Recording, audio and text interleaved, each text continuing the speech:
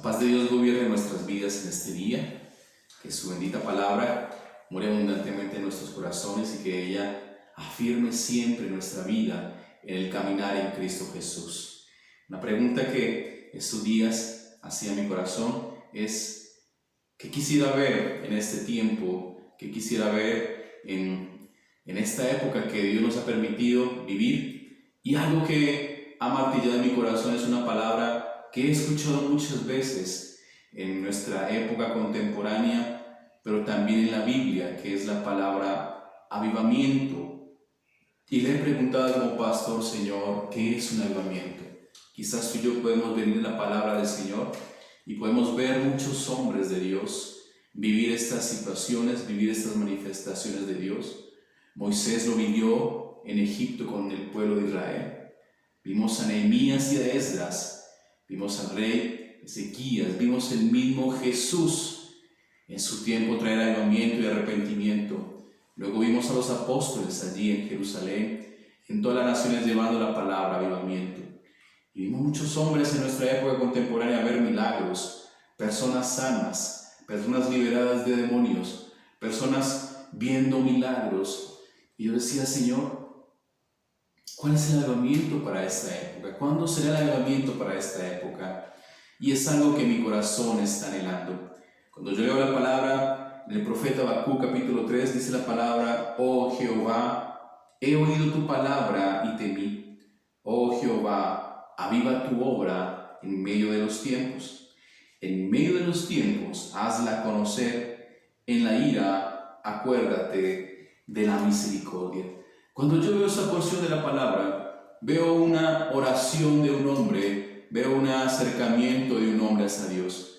Pero si nosotros leyéramos toda la historia, veríamos que la actitud de este hombre atrás hacia esta oración es muy diferente. Y yo me hacía una pregunta: ¿qué es escuchar la palabra del Señor y temer a ella? ¿Qué es decirle a Dios que avive su obra en medio de este tiempo? ¿Qué es en lugar de la ira la misericordia?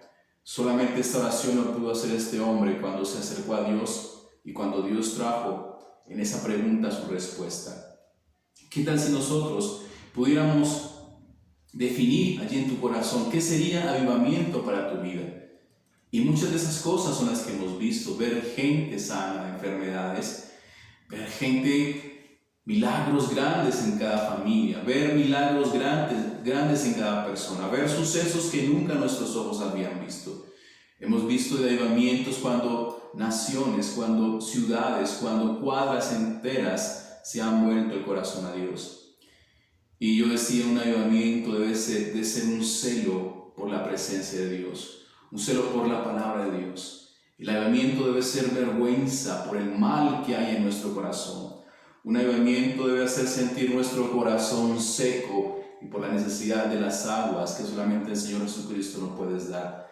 Es tener vergüenza por el mal que habita en nuestra humanidad. No sé qué definición podrías traer, pero muchas de esas cosas hacen parte de un avivamiento. La palabra del Señor nos habla allí en Habacuc capítulo 1, una pregunta que este hombre y este profeta hace delante de Dios. Un hombre que le tocó vivir en el tiempo del rey Joacim, un rey que hizo cosas terribles delante de Dios, una época de la decadencia del pueblo de Israel, donde estaba cercano a su esclavitud por los babilonios y por los caldeos. Este hombre le tocó ver esta situación y decía: Señor, ¿hasta cuándo? ¿Hasta cuándo, oh Jehová, clamaré y no oirás? Y daré voces a ti a causa de la violencia y no salvarás. ¿Sabe que esa quizás puede ser la situación de muchos de nosotros? Ver tiempos de frustración y dificultad y decir: Señor, ¿hasta cuándo será tu respuesta? ¿Hasta cuándo será tu intervención? ¿Por qué haces que tus ojos vean tanto mal? ¿Por qué ves el mal del pueblo de Israel, pero también ves el mal de tus enemigos y tú no haces nada? Y dice: porque me haces ver iniquidad y haces que vea molestia y destrucción y violencia están delante de mí, y pleito y contienda se levantan, por lo cual la ley es debilitada y el juicio no sale según la verdad. Por cuanto el impío asedia al justo, por eso sale la justicia torcida. Y cuando yo miro la oración de este hombre, me hacía dos preguntas. No puede haber avivamiento si no hay un deseo celoso en el corazón del hombre. Y no puede haber avivamiento si no hay intervención divina. Si Dios no interviene ante la situación del hombre. Yo veo aquí en esta porción de la palabra de un hombre clamando a Dios, de un hombre donde aborrece el mal, de un hombre donde está cansado por ver las mismas atrocidades del hombre en su generación. Yo veo a un hombre que se acerca con su corazón airado por ver el mal. Esa es nuestra condición. ¿Sabes? Si quieres empezar un avivamiento, tienes que empezar por tu vida. ¿Sabe que muchas veces deseamos que sea nuestra persona que está más cerca la que cambie? Siempre queremos el que está al frente que sea el que cambie, pero vemos una situación y una motivación en el corazón de un hombre. Había un celo para que el mal fuera enjuiciado, para que el mal fuera quitado de raíz del corazón de los hombres. Ese debe ser el deseo. Usted desea avivamiento en tu vida primeramente. Si no hay avivamiento en tu corazón, no vas a poder participar de esas grandes cosas que Dios tiene para nuestra familia y para nuestra comunidad. ¿Qué es avivamiento? ¿Solamente poner las manos en los enfermos y ser sanados?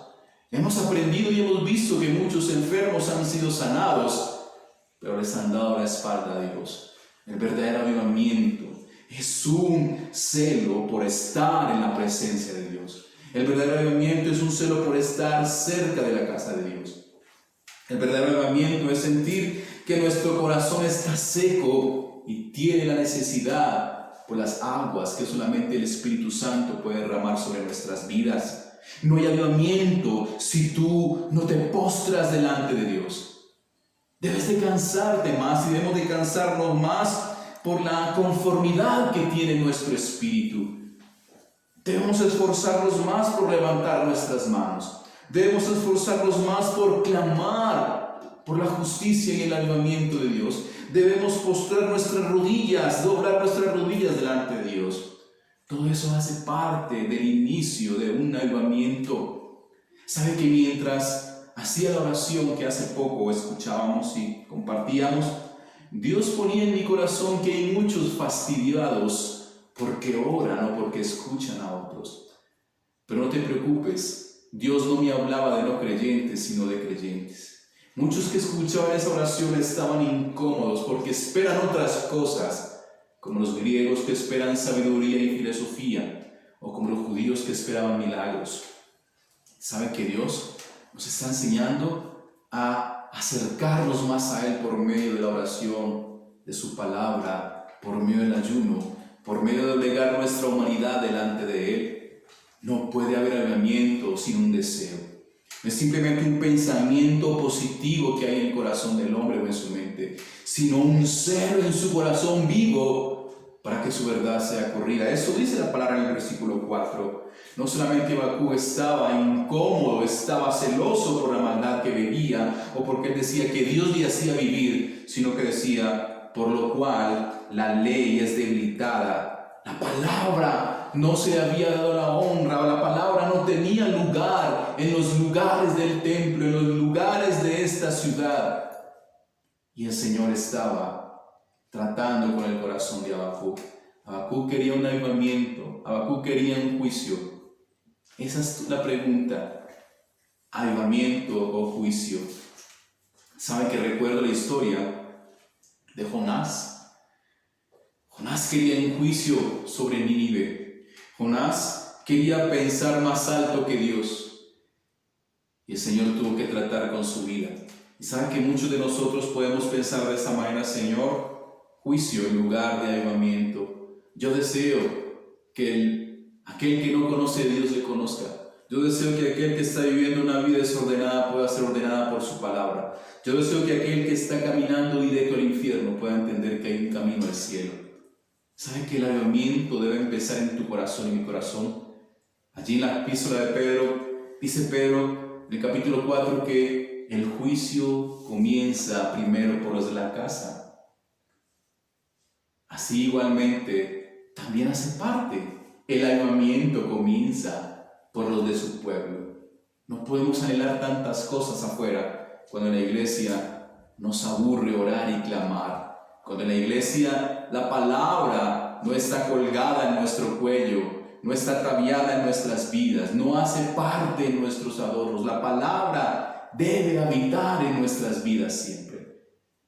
Y no puede haber avivamiento si no hay un celo en el corazón del hombre. La palabra debe ser fortalecida y honrada. Pero no solamente Habacuc le hace esta pregunta al Señor.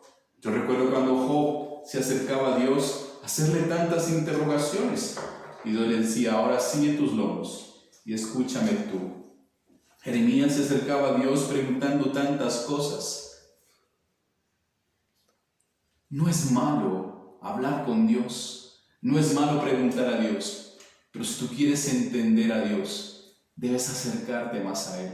No debemos cuestionar las situaciones. Yo no entiendo por qué la iglesia y por qué nosotros vivimos una vida tan frustrada, pensando que el mundo es el que gobierna nuestras vidas. Mi confianza está puesta en Dios, porque yo sé que su voluntad es mejor que la nuestra. Sea lo que pase a mi alrededor, mi confianza está en Dios. Hay una preciosa oración que Habacuc hace al final de esta palabra. Pero para que haya avivamiento debe haber un deseo celoso en el corazón del hombre, pero también debe haber una intervención divina. Dice el versículo 5, mirad entre las naciones y ved y asombraos, porque haré una obra. Cuando la palabra dice mirad entre las naciones, el Señor no se limita a un lugar, el Señor no se limita a un punto, a una persona. Dice, miren entre las naciones, porque entre ellas yo haré una obra asombrosa, una obra en vuestros días, que aunque cuando se os contare no la creeréis. ¿Saben que el problema del hombre es no creer lo que Dios nos ha prometido? ¿Cuántas personas ha visto usted que se ha convertido en este tiempo? ¿Cuántas personas que renegaban de Dios ha visto usted que se ha convertido en este tiempo? Yo lo he visto y los he visto partir con Él. ¿Sabe que esa es la obra que Dios nos ha permitido ver? Usted quiere ver un avivamiento, mi vida está empezando a verla, pero empieza por tu vida. Que el mal le estorbe y clame más a Dios. Y entienda la otra parte, que Dios no aviva la obra de hombres, Dios aviva su obra. Avivamiento no es multitud de gentes, avivamiento no es multitud de personas haciendo cosas, avivamiento es Dios haciendo cosas en multitud de hombres, en corazones humillados delante de Él. La obra de Dios equivale a que nosotros somos su instrumento y Él es nuestro Señor. Lastimosamente hemos entendido mal el avivamiento. El avivamiento no solamente son sanidad de enfermedades. El avivamiento es un celo por estar en la casa de Dios, un celo por estar en la presencia de Dios. El avivamiento es un aborrecimiento al mal y una vergüenza por cometer el mal. Por eso hemos visto la palabra. Mucha gente se ha humillado delante de Dios cuando conoció que Él y de Él solamente es la misericordia, solamente de Él es la benevolencia y solamente de Él es digno de darle honra. El avivamiento entonces depende de que haya un deseo celoso en el corazón del hombre. Usted y yo debemos desear ese avivamiento, pero también una intervención divina, porque si Dios no interviene en mi vida, va a ser muy difícil ver esas grandes cosas delante de Dios. ¿Sabe que nuestra vida depende de Dios? ¿Sabe que nuestra vida está guardada solamente en Dios? Hoy yo le invito a que pueda entender que no hay avivamiento sin una intervención divina, pero también el capítulo nos enseña no hay avivamiento si no hay una visión. Y dice la palabra, y Jehová me respondió y dijo, escribe la visión y declárala en tablas para que corra el que leyera. No puede haber avivamiento si no hay un propósito y si no hay una dirección de Dios. Hay una obra y sabemos que hay que hacer esa obra, pero el camino y la dirección la pone nuestro Señor. ¿Cuál es la visión de tu vida? ¿Cuál es la visión mientras Dios nos permita congregarnos y luego de que Dios nos permita congregarnos? ¿Será que una es diferente a la otra? Debe ser la misma, porque la visión no puede ser cambiante. La visión no puede ser diferente en una época de mi vida a otra época de mi vida, a cambio de que en una vida hayas vivido una vida lejana de Dios y en otra vida te quieras acercar. Pero estando con Dios, mi visión debe ser la misma. El apóstol Pablo decía: yo prosigo a la meta que tengo hacia adelante y olvidándome de lo que tengo atrás. ¿Cuál es tu visión en este tiempo? ¿Cuál es el propósito de Dios? Pero ¿sabe cuál era la visión para Habacuc? El Señor le decía: escribe la visión y declara en tablas para que corra el que leyera en ella. ¿Sabe que ese debería ser nuestra vida? Cuando leamos la palabra, correr a lo que ella nos indica. Imagínese Habacuc escribir en piedras la ley de Dios, colgarla en el templo, colgarla en su casa, colgarla en las calles, para que cada persona la viera y corriera hacia Dios, corriera lo que la palabra dice. ¿Será que nuestra vida corre como la palabra nos dice? La palabra nos demanda que caminemos sus justos caminos, sus justos juicios. La palabra dice que caminemos por el camino de la vida, que es Jesucristo. Corremos cuando la palabra nos enseña eso. No puede haber visión si no hay una palabra clara. ¿Y sabe cuál era la palabra que el Señor le decía a esa gente después de mostrarles y revelarles su pecado de idolatría, de inmoralidad, donde el hombre se enriquecía a costa del sufrimiento de los otros, donde el hombre entregaba su espíritu al espíritu de la idolatría? El Señor decía: a pesar de todo esto, el mal tendrá su fin, la maldad acabará. Y esa era la esperanza que traía el corazón de Habacuc. Estaba reclamando: Señor, ¿hasta cuándo? Y el Señor le decía: la maldad acabará. Esta maldad no permanecerá, porque la tierra será llena del conocimiento de la gloria de Jehová, como las aguas cubren la mar. ¿Sabe cómo se termina la maldad de nuestra vida? Con el conocimiento de Dios. Porque la tierra será llena. Antes de sí describía el Señor la maldad de su pueblo y luego decía: porque la tierra será llena del conocimiento de Dios. No puede terminar la maldad en tu vida y en mi vida si el conocimiento de Dios no nos invade ni nos llena. Desarráigate de la maldad de tu corazón, de la indiferencia que el Señor me mostraba hace unos minutos. ¿Sabe que es duro la indiferencia en el corazón del hombre para con Dios? Pero el Señor dice: en lugar de la maldad, yo derramaré conocimiento de la gloria de Jehová. Toda la tierra será llena como las aguas que hay en el mar. No puede haber avivamiento sin deseo de conocimiento de Dios. No es igual conocimiento a información. El conocimiento de Dios es su obediencia, es el deseo por cumplir su palabra, por correr a lo que ella nos invita. Por eso Habacuc decía en el capítulo 3: oh Jehová, he oído tu palabra y temí. Oh Jehová, aviva tu obra en medio de los tiempos. ¿Sabe cuál es el temor de la palabra? Ir a cumplir lo que ella nos indica. ¿Esa es tu situación y tu condición? El deseo de cumplir lo que ella nos ha dicho que debemos hacer, y lo que Dios habla a mi corazón y que debe hablar tu corazón, anhele un avivamiento en tu vida, y anhele un avivamiento grande en tu familia y en la nación donde Dios te ha puesto. Dice la palabra: oh Jehová, aviva tu obra en medio de los tiempos. Habacuc sabía que esa era la obra perfecta de Dios, que la maldad no se salía de las manos de Dios, que las situaciones no se salían de las manos de Dios. Él conocía el atributo de Dios, de su soberanía, de su grandeza, de su conocimiento de todas las cosas. El desespero de Habacuc era: Señor, ¿hasta cuándo voy a permitir ver que los injustos heredan las mejores cosas, que los injustos tienen las mejores cosas? Pero el Señor da esta bendita promesa de que la maldad no prevalecerá. Y luego Habacuc llena su corazón con este cántico y esta oración: en medio de los tiempos haz conocer tu obra, Señor.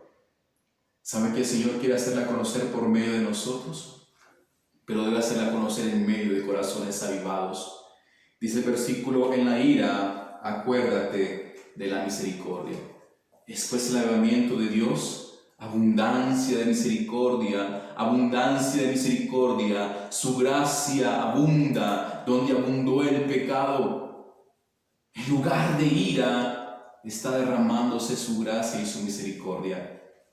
Eso es lo que anhela ver mis ojos. Eso es lo que anhela mi vida en este tiempo. Y yo te invito a que anhelemos ver un avivamiento de Dios y que tú hagas parte de ese momento y de esa situación.